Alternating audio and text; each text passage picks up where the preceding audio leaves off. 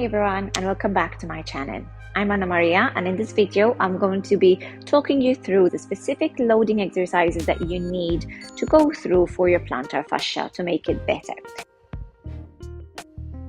Loading in itself is anything that will put force or pressure through the tissue. So that can mean anything really, and that will include high load with weight or your own body weight, or low load just doing a little bit of stretching. So the load is different. As long as you put some tension through the tissue, that is still some load through it. Many of you have requested a video just to show you what these loading exercises actually look like. So I follow a protocol that has been published in around 2015 by Rathleff et al. And again, I link this study down below. And it is a loading program that goes through about 12 weeks. And you use your own body weight to begin with and a step and minimal equipment. So you can do it at home, and we'll go through the exercises here. In addition to these exercises, you will then need to do other things, which I will explain after we've done the exercise and how specifically you need to do this. It's important that we do loading type of exercises, which is basically exercises such as what I'm going to show you today and other examples to be able to help your condition, because it helps collagen remodeling, which is what the fascia is made out of, and also it helps with inflammation and pain.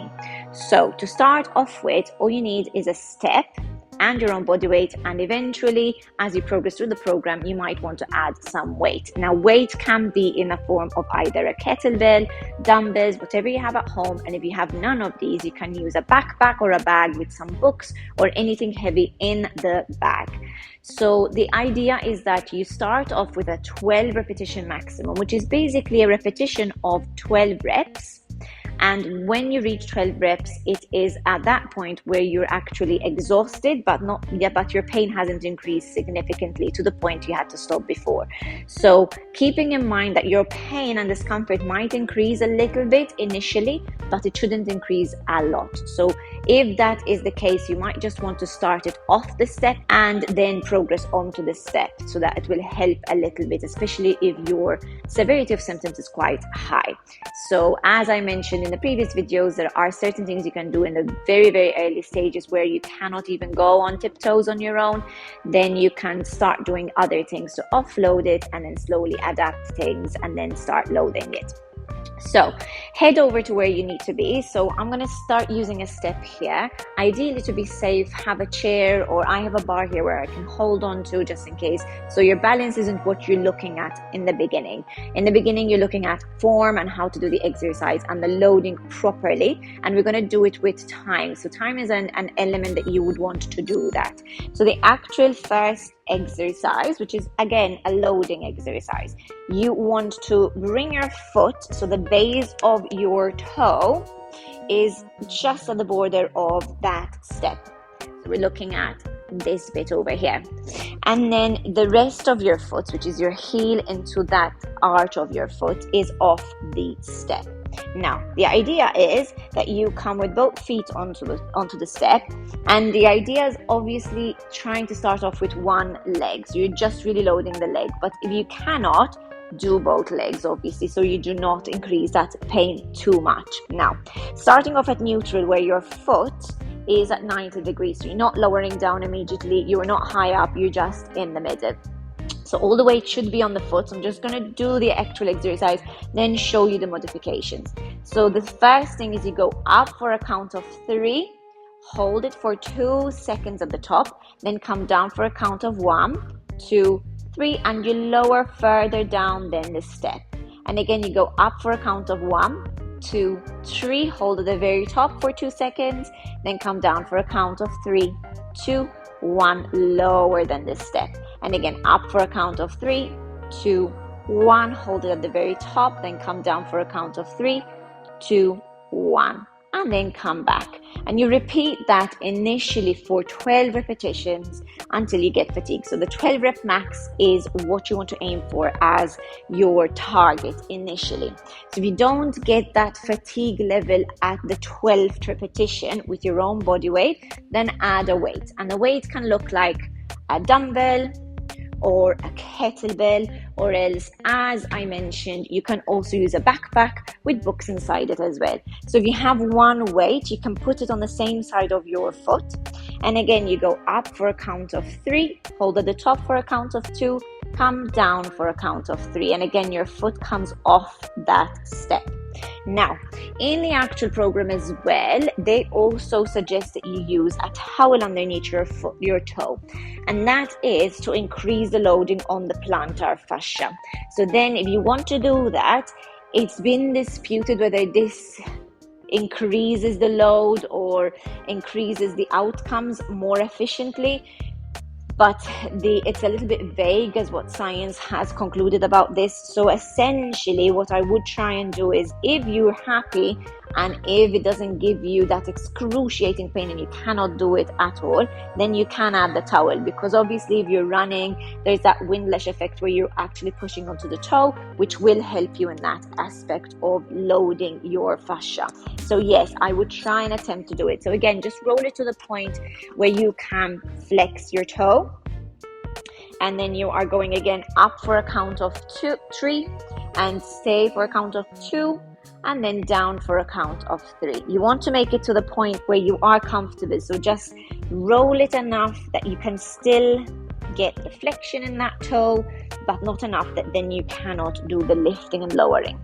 So again, start in neutral, going up for a count of 3, 2, 1, hold it at the top, 1, 2, and then go down 3, 2, 1, and again off the step, and that helps load the fascia all the way through your foot. It helps also mobilize your foot, it helps mobilize your ankle and gives you a little bit more range as well in it. So that is the actual loading exercise. Now this progresses through the weeks, and again the progression goes and you go into 8 rep maximum and increase the weight, and then you keep going for the whole 12 weeks. Ideally this is done with at least 48 hours of rest, so you're looking at about 3 times a week, not more than that. You can add these type of loading exercises to other things, and I suggest you do.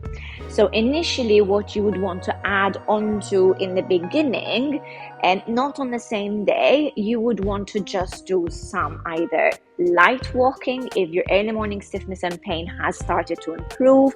If it's still there and you're still quite bothered and your pain is quite high, I would just keep it nice and easy. You can do non-loading exercises such as doing Pilates on your back and Pilates on your front. On the reformer might be a good idea as well. Just avoiding high impact or loading. So when we're doing high impact work, it means like you're doing squat work, you're doing jumping, you're doing running, burpees, and essentially anything where you're putting a lot of speed and a lot of load through the foot. So you would want to try and avoid those in the very, very, very beginning and just focus on this type of loading, which is quite controlled and easy things that aren't high impact on your foot. Once your pain starts to calm down and you're into your 4-week mark and you're starting to get better and better, your early morning stiffness has gone down, you can go into your loading type of exercise. Now, your loading type of exercise can look like running. If your pain is quite low, gauge it between 0 to 10 and you're around the 5 mark, even less if possible.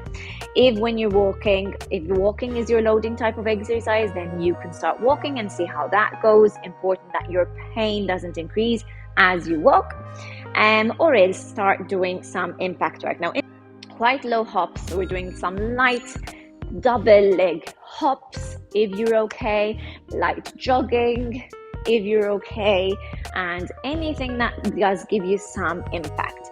Now, a thing to mention is these exercises, especially the loading exercises, ideally are done with either bare feet or socks, and that is to get the maximum load onto the tissue and also to get some strength into the tissues around your intrinsic foot muscles, which are the muscles in and around the small bones of your foot, which essentially it's like the core muscles that we have to keep our foot stable. So it's important that we get some feedback. But then obviously when you do walking or running, you use a pair of shoes. Now, the other types of loading can be things like reformer Pilates, and you can do any gym work, which you can do in the rest days as well. So ideally, don't do them on the same day. On the same day, what you could do is some strengthening work, and strengthening work that will include strengthening your calf in a different way. So for example, instead of doing heel raises, you can do pushing against a bar at the gym, for example. You can do standing exercises where you can balance using a clock to get those intrinsic muscles in the foot to work. Then you want to look at strengthening a little bit your hamstrings and your glutes, and this includes doing some bridges, some lunges, some squats, and some deadlifts, anything that will kick off that posterior chain, which would really help. So when we talk about posterior chain, it is all the muscles along the back of our leg that will really help connect and transfer energy onto that plantar fascia, especially when you're doing everyday things. So again, Pilates is a great way to switch on these muscles without having too high impact. Again, that's in the beginning, and then you can progress slowly. You can do weight training. If you're doing any burpees or any high intensity workouts where you're transitioning from standing to lying on your knees, or a really quick transition through that, ideally wear shoes so that you don't overload your foot, especially if you're at that 4-week mark and you're just transitioning back. The key point is you're going to start feeling that early morning stiffness calming down and early morning pain calming down. So that is your key point there, especially the 4-week mark. That should start to improve there. So another thing that you want to add, which is still loading exercises, they are the stretches. So stretches have been found to also be beneficial alongside these loading exercises and these step exercises. So again, looking at the stretches, all you need is you want to sit down, and I've briefly shown it in the other video, but I will show this again. So there are various stretches you can do, and the first one is as you're sitting down, you want to bring your foot up and you're planting the base of your foot into your hands, and you're going to flex your toe and then pull your heel. So essentially you're trying to pull that plantar fascia there, and you just want to hold it there for about 10 seconds and repeat it 3 times. These ideally are done every single day. Okay, so that's your first one. You can also just pull onto your foot. You can also have an exercise where you strip a little bit, where you use your thumbs to just separate away, almost like you're wanting to separate that tissue away. It's not a lot of tension, but it is something that you can do as well.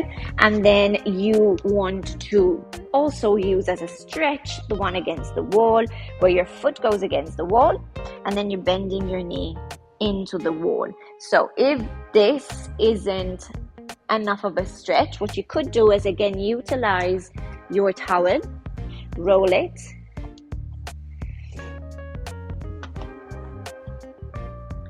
and then place your toe to the point where it's flexed, and then come away from the wall, and then you want to bend your knee towards the wall, and then you get a bit more of a stretch into that foot underneath the toe area that you want to stretch. And again, the stretches, you're looking at 3 sets of 10-second hold, repeated throughout the day at least 3 times, and done every single day, because the effects don't last very long.